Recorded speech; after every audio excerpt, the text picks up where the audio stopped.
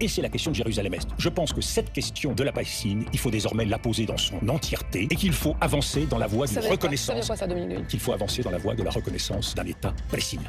Un certain nombre de pays européens l'ont fait. Évidemment. L'Espagne, l'Irlande, des pays du Nord, Chypre et d'autres. Je pense que Mais la vous parlez France, de Jérusalem, c'est-à-dire ? ça fait partie de ces Vous territoires. en feriez quoi ?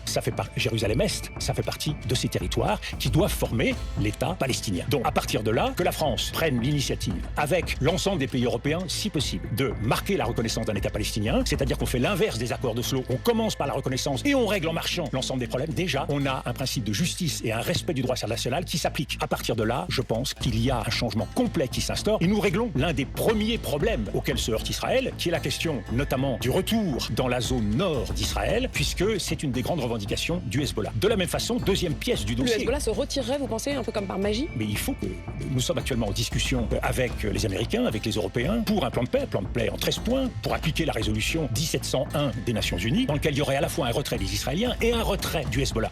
Et la zone contestée, dans le sud, serait occupée par l'armée libanaise et par la FINUL, avec un comité du suivi qui serait chargé de la bonne application de ces accords. Qu'est-ce que vous faites ?